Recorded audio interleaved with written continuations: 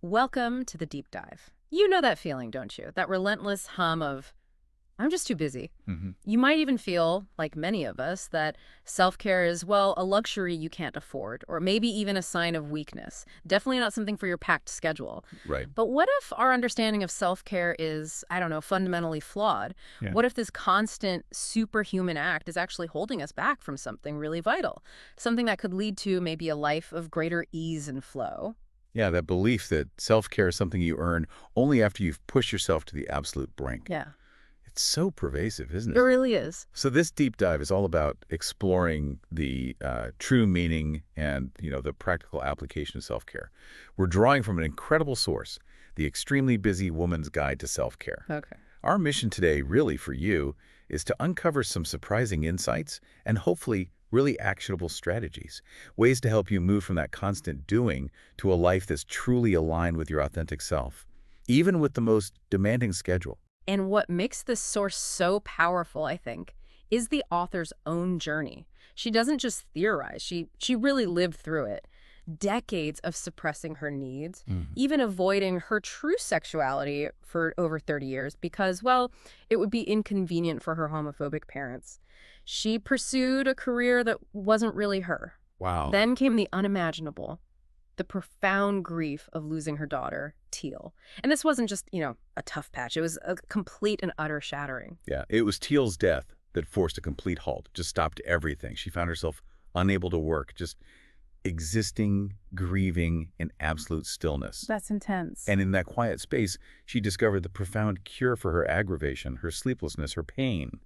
It was this radical reevaluation of her entire life, Hmm? a full stop that forced her to actually listen to herself and truly discover self-care. So it really highlights that self-care isn't just for like mild stress. Exactly. It can be a powerful path through life's biggest, most transformative challenges. Okay, so if self-care isn't just a spa day or, zoning out on the couch, what's its true essence, according to the author? That core idea seems to challenge everything we're taught about productivity. It absolutely does. She defines it as the exquisite act of simply being, without needing to be useful, effective, organized, ambitious, or even good. Wow. Simply being. Yeah. It's about consciously stepping off that hamster wheel of endless doing and allowing life to flow around you, Yeah. letting it carry you as you start to pay exquisite attention to your deepest wants and needs. That definition feels so radical, especially when our culture just screams do more, achieve more. Yeah. What's the biggest hurdle the author highlights in, truly embracing that being overdoing? Well, that's where the deep work really lies. True self-care, she argues, is about creating a life that's deeply aligned with your inherent values and your authentic self. Okay. It's about listening to that still, small voice within that guides you impeccably, she says, to become your very best self. And it requires immense courage to make those changes that genuinely reflect what your beautiful, sensitive, beating heart desires more than anything. It's a direct challenge to what she calls overproduction. Overproduction. Yeah, this pervasive cultural tendency to favor doing over being and intensity over serenity, which, as we know, often leads straight to burnout. So it's about connecting with your core self, not just sort of patching up the surface. And the provocative idea here is, what if good enough is perfectly fine? Right. And maybe extraordinary isn't always necessary for a meaningful life. Precisely. We're conditioned from such an early age, aren't we, to constantly step up our game, become higher and higher achievers. Yeah. But the author argues that a steady diet of overachievement, well, it can lead to broken bodies and empty, really stressful lives. Hmm. It's asking us to consider, is this relentless pursuit of extraordinary truly serving our well-being? But if self-care unlocks this profound sense of well-being, why do we resist it so vehemently? Why do we get caught in that too busy trap all the time? That's the number one excuse, isn't it? I'm just too busy, or maybe the belief that you're somehow superhuman. Right, I can handle it all. Exactly. But often, it goes much deeper than just a full calendar. Many people experience what she calls buried needs. Varied needs. Yeah, where they simply draw a blank when asked what they truly need for themselves. Just nothing comes up. That's so fascinating. Where does that blank slate even come from? Why would someone not know what they need? It's often connected to childhood experiences, she suggests. If you were raised by parents with, significant problems, or if there's poverty or maybe a very large family where individual needs couldn't always be the priority, Ah, okay. your childhood self learned to put its needs on the back burner, just kind of shelved them. Right. And these past circumstances, they can create these habitual ways of thinking that just persist, even when your current situation would totally allow for change. It's like being a goldfish in a dirty fishbowl. You keep swimming slowly because you're used to the murky water, even though you could have a clear, vibrant pond now. Wow. And it becomes this strange, almost unsettling comfort, doesn't it? The author even paraphrases the wise Buddhist monk Thich Nhat Hanh, suggesting we prefer suffering simply because it is familiar. That's a heavy thought. It really is. It can be strangely comfortable, almost, to stay stuck in overwork and suffering because it's known territory, right? Yeah. Even if it's completely unsustainable long term. Yeah. Discomfort with the unknown, even the unknown of ease and peace, that can be a huge barrier. And another resistance factor she identifies is just vagueness. Vagueness. How so? Well, if you're vague about your needs or desires, it conveniently avoids the reality of having to actually make things happen. Keeps you safe from potential failure or disappointment. Exactly. It keeps you perpetually stuck in the muck, as she puts it. Because without clarity, there's no path forward. You can't act on something you haven't defined. Okay, so if we're going to get out of that muck and start cultivating true self-care, what are some of the core strategies the author offers? Where do we even begin? She offers several really powerful ones. First up is tuning in and listening to your body. Listening to your body. Oh, Our bodies are incredible communicators. They send us signals, sometimes quite loudly, she says, about what we need. She suggests just closing your eyes, putting your feet flat on the floor, taking maybe 3 to 10 slow, deep breaths, and then simply asking your body, what do I need right now? And what if nothing comes up? Or you just feel silly? That's okay. Yeah. Even if you feel resistance to this simple exercise, that resistance itself is a crucial clue. It tells you something right there. That sounds so simple, yet probably so hard for people who are always in their heads. Which naturally leads us to the next strategy, setting boundaries. This is especially difficult for what she calls hard-working women. Oh, it is. A huge one. We often find ourselves reflexively agreeing to things we don't really want to do, muttering, oh, I'll just get through this. In there. Right.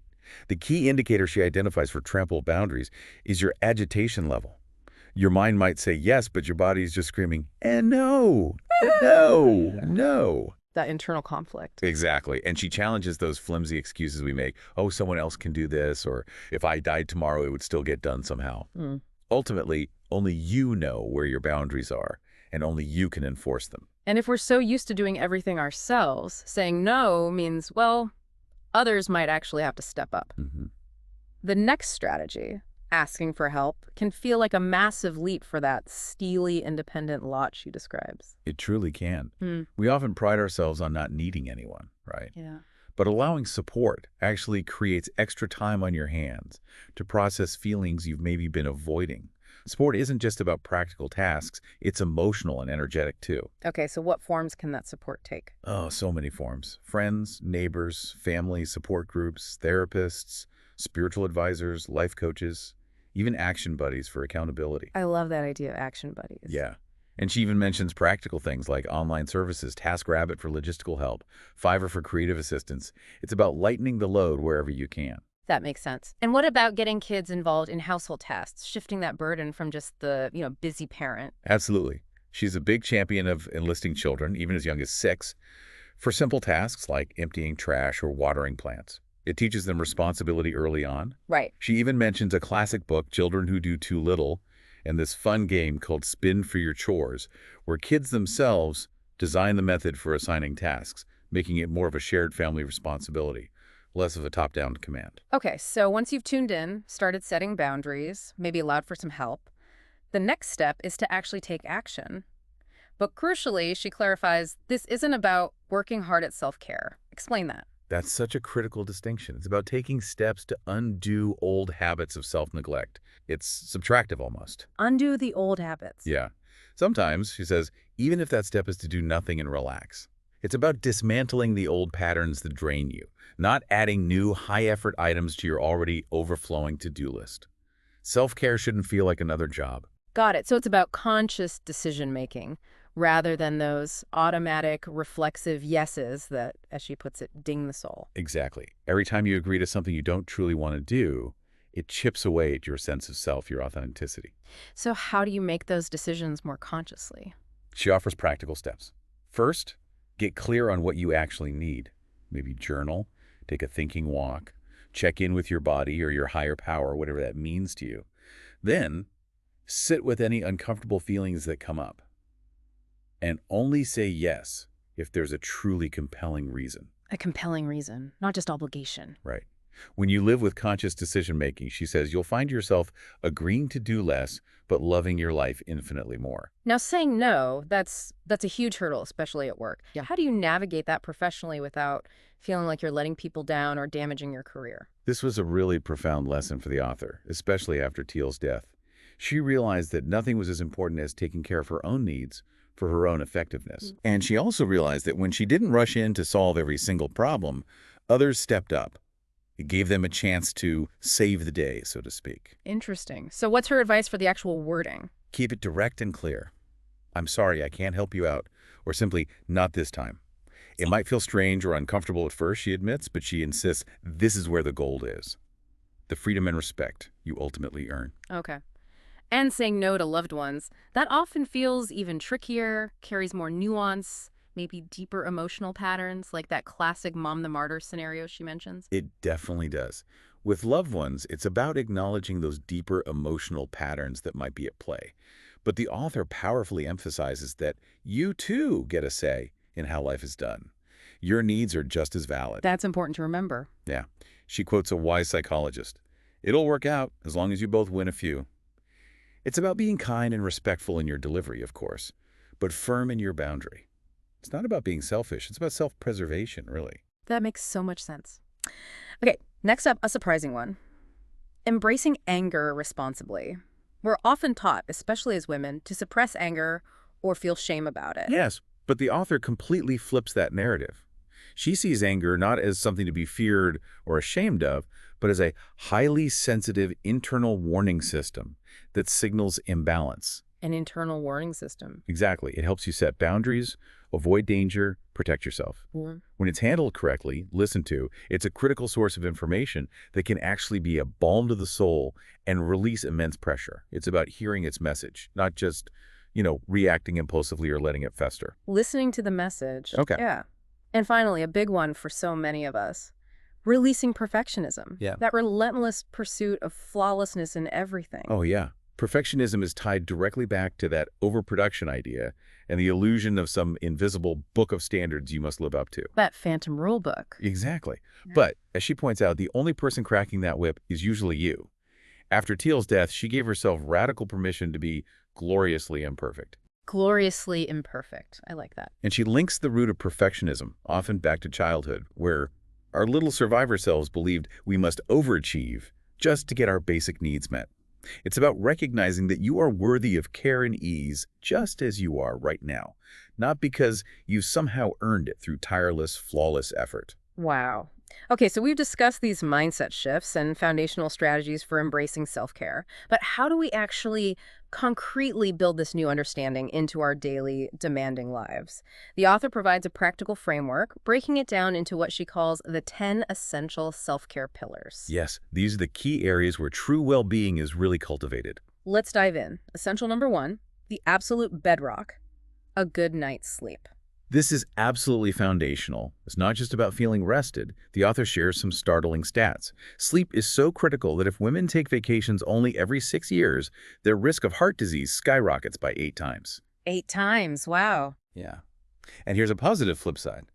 Just 3 20-minute walks a week can boost your energy by 20% and slash fatigue by 65%. Think about that return on investment for your time. That's incredible. So what are her practical tips for better sleep? Things like regulating your sleeping hours. She suggests being asleep by 11 p.m. and getting up with the light, trying to avoid lounging or catching up on weekends, which can mess with your rhythm. And the ubiquitous screens before bed. Always a challenge. Huge one. She strongly suggests avoiding screens for 90 minutes before bed. That blue light significantly affects melatonin production, and she found it made a serious difference for her own sleep. 90 minutes. Other tips include avoiding caffeine, alcohol, and even chocolate later in the day, especially if you're sensitive. For chronic issues, she points to the Epworth Sleepiness Scale to assess how severe it might be, and really recommends looking into cognitive behavioral therapy for insomnia. or CBTI. It's apparently 85% effective, often more so than sleeping pills. CBTI. Good to know. And tracking your sleep in a log is also crucial for identifying your specific patterns and actually healing insomnia, moving beyond just hoping for better sleep each night. Makes sense. Okay, and once you're truly rested, it seems like that opens up capacity for deeper connections. Which brings us to essential number 2. Cultivating peaceful love in all its forms. This sounds like more than just romantic relationships. It really is. It's about having a peaceful relationship with love in all its forms.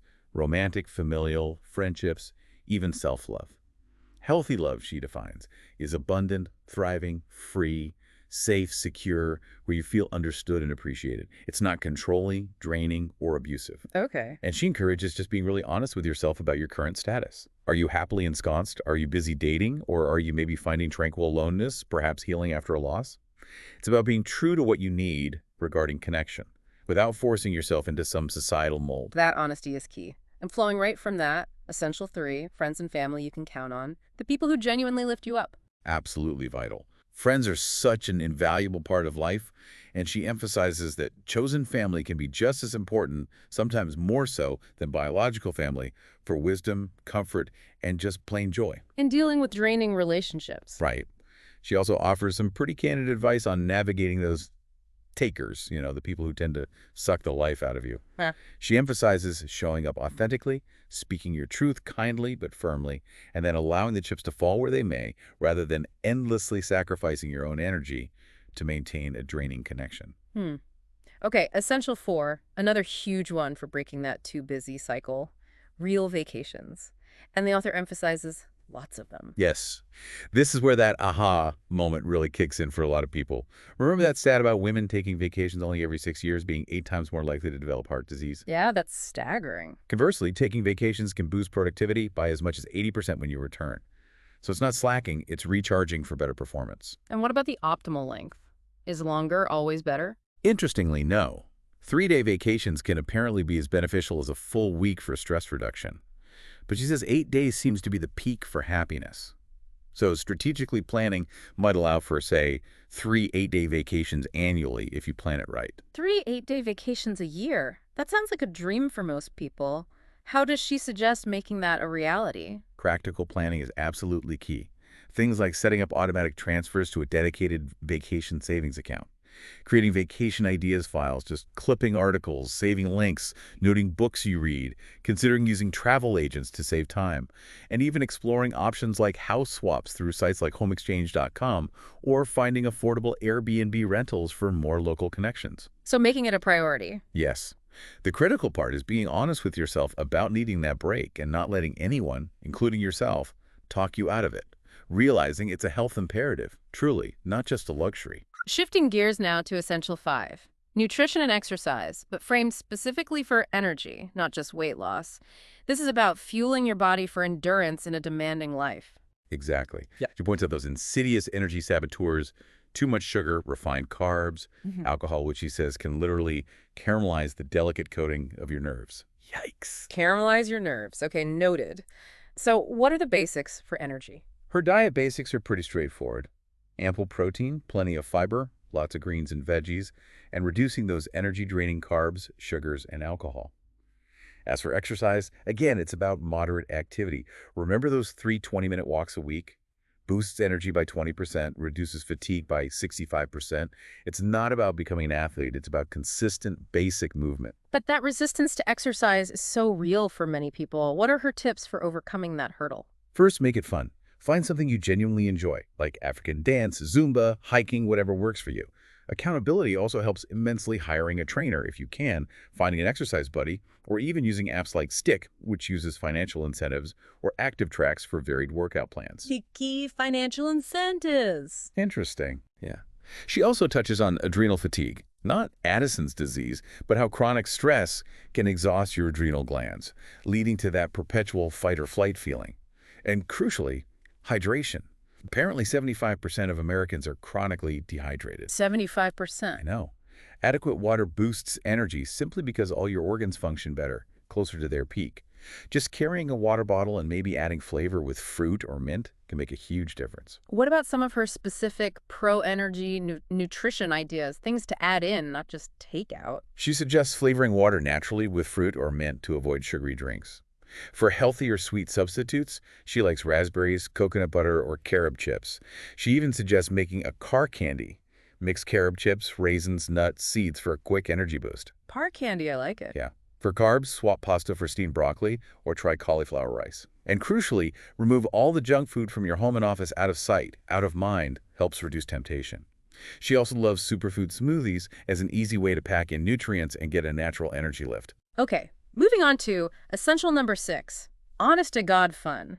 This sounds like more than just relaxing. It's about active enjoyment. Yes, it's about addressing what she calls adult play deprivation, which she believes can seriously lessen our perseverance and our capacity for joy. Adult play deprivation. I think I know some people suffering from that, maybe myself included. Right. These pointless activities like doing jigsaw puzzles, doodling, listening to music, they aren't just distractions. They actually release dopamine, which is crucial for pleasure, motivation, feeling good. And coloring, specifically adult coloring, apparently calms the amygdala, our brain's fight-or-flight center. It reduces stress and improves concentration. So it's actually a vital tool for brain health, not just killing time. What's her practical advice for fitting fun in? Her advice is pretty direct. Schedule fun breaks. Treat them like important appointments. Aim for at least 2 hours, maybe 2 or 3 times a week, ideally even a little bit daily. And try to avoid your usual stress relievers, like just passively watching TV. Try something genuinely refreshing and engaging, like a jigsaw puzzle. She even admits feeling guilty at first when she started doing puzzles herself. Guilty about having fun. Exactly. But now she embraces them as essential self-care. Essential 7 is about creating your healing sanctuary. This focuses on our physical spaces and how they impact our well-being. Yes, it's the importance of having clean, serene, organized, and genuinely enjoyable personal spaces, whether that's your home, your office, even your car. Our environment really affects our mood and energy. Can you give an example? Yeah, the author shares her personal story of transforming a room in her own house into a beloved sanctuary. She used specific colors she loved, added a canopy bed, filled it with treasured items, making it a place where she could truly relax and feel safe. It became a physical manifestation of inner peace for her. And this extends to the workplace too, right? Even if you don't control the overall decor. Absolutely. Make your own office space, your desk area, inspirational and efficient, even if you can't repaint the walls. She gives the example of her friend Dale Marie, a banker, who decorated her corporate office entirely in purple. Purple, a banker. Yeah, using prints, teddy bears, flowers. Hmm. She personalized it to bring her own positive energy into that corporate environment. She also highlights the critical importance of ergonomics. Ergonomics, okay. The severe health risks of prolonged sitting it can increase heart disease risk by 64%, contribute to obesity, cancer, and just reduce your quality of life. It's about designing your environment, including your chair and desk setup, to support your physical well-being, not detract from it. Makes sense. Essential 8 is about giving your brain a rest. The ultimate goal here sounds like achieving true serenity, a quiet mind. Exactly. Serenity, which she defines as that worry-free, smooth, clear state of mind, which feels pretty elusive sometimes, right? Mm. She notes our smartphones are sucking up our attention for an average of 4 to 5 hours a day, now a 100% increase in just 3 years. 4 to 5 hours. Wow. And she references research from the book Bored and Brilliant, showing that boredom, actual boredom, is essential for creativity and brain health.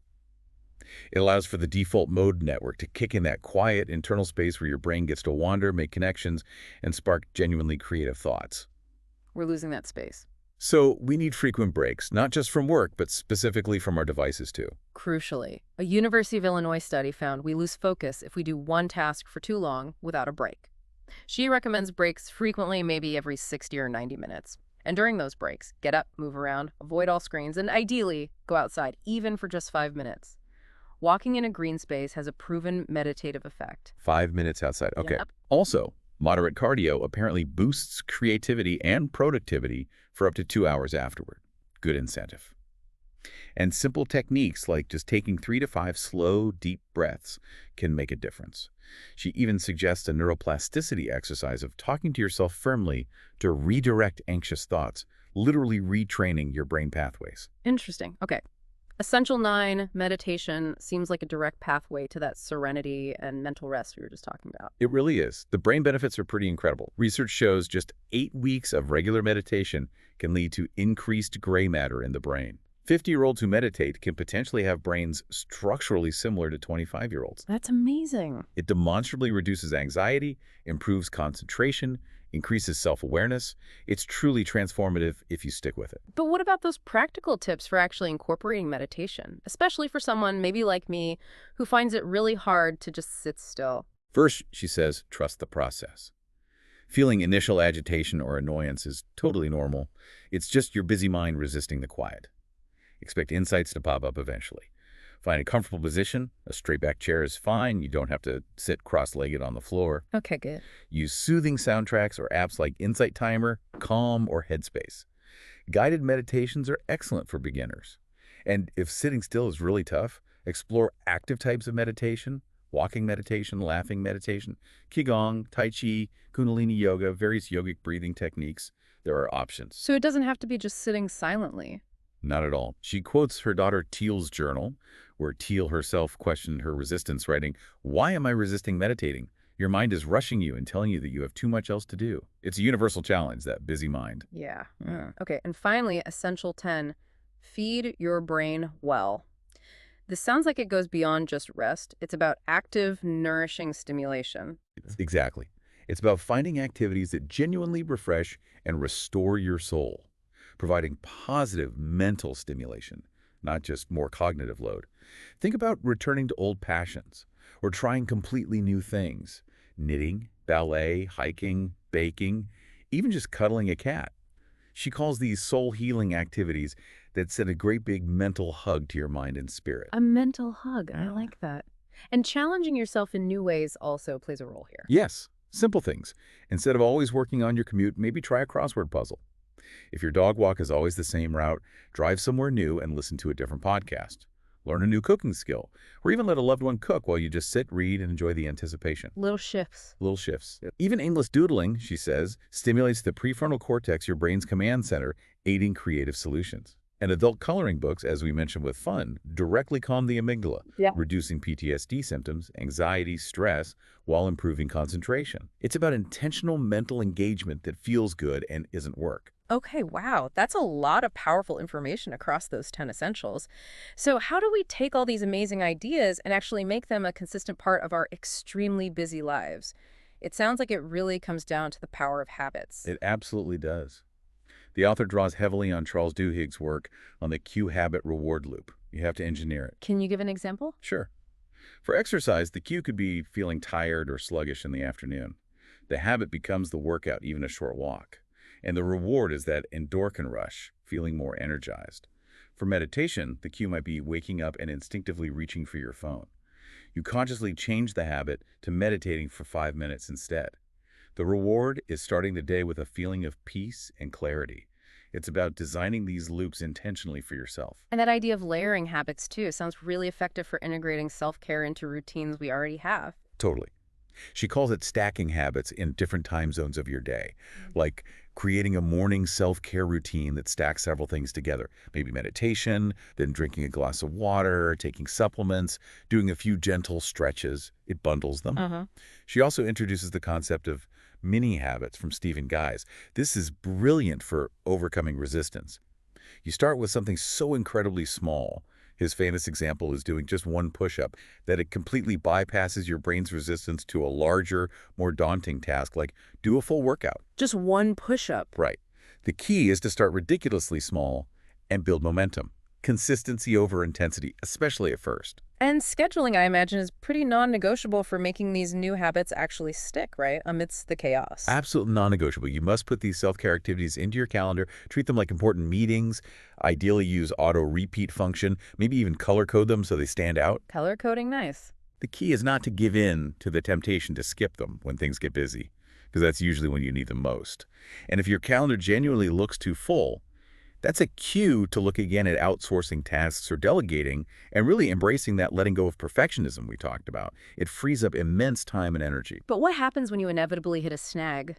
When life throws a curveball and self-care just falls by the wayside for a bit? That's going to happen. The author suggests using the HALT principle as a quick diagnostic tool. Ask yourself, am I hungry? Am I angry? Am I lonely? Or am I tired? HALT. Hungry, angry, lonely, tired. Exactly. These are often the root triggers for falling off track with self-care. And the most important thing she emphasizes is to be incredibly kind to yourself when it happens. Understand that self-care is a work in progress. It's not a destination you perfectly arrive at. So no beating yourself up. Definitely not. The goal is simply to notice, learn from it if you can, maybe address the HAL2 trigger, and then just gently get back on track with compassion. Okay. And for those of us who are, let's face it, always glued to our phones, how can we maybe turn that ubiquitous device into an actual self-care tool rather than just a source of stress? Yeah, it's possible. Your phone can indeed be a clever little self-care machine, as she puts it, if you use it intentionally. How so? Well, think about the apps. There are apps for almost everything we've discussed. Physical activity trackers built in like Apple Health or activity apps. Music and podcast streaming services like Spotify have tons of calming music playlists or guided meditations. Wellness and nutrition apps like WW or MyFitnessPal for tracking food, if that helps you. And dedicated meditation apps like Insight Timer, which has thousands of free guided meditations and timers. So using the tech for good, basically. Exactly. It's about intentional use of the technology, making it serve your well-being rather than just letting it dictate your attention through mindless scrolling. Okay. So wrapping this all up, this deep dive really shows us that self-care isn't some rigid, one-size-fits-all chore. It's more like a customizable, gorgeous puzzle, as the author says, that you get to tinker with endlessly to create a life that truly serves you. Precisely. The answers aren't really external. They're already within you, waiting to be discovered, listened to. And listening leads to a life of ease and flow, rather than constant drudgery and stress. A life where you're not just surviving the demands, but actually thriving within them. So what does this all ultimately mean for you, the listener? I think it's the profound realization that by slowing down to the speed of life, as the author puts it, and truly listening to your inner voice, that still small voice within, you unlock your true purpose and the ability to lead a deeply aligned life, a life you genuinely deserve without feeling like you have to suffer endlessly first to prove your worthiness. Exactly. It's about realizing that you don't have to, as the author vividly puts it, walk through the desert on your knees for mile after mile to somehow earn your worthiness. The path to a better, more fulfilling, more easeful life is accessible right now. It starts simply by embracing your own needs and listening to that inner wisdom. So as you reflect on this deep dive, maybe consider what specific self-care element or maybe essential pillar resonated most with you today? And what's just one small step, maybe even a mini habit that you might be willing to try or perhaps put on your calendar starting right now to begin unlocking that ease and alignment for yourself?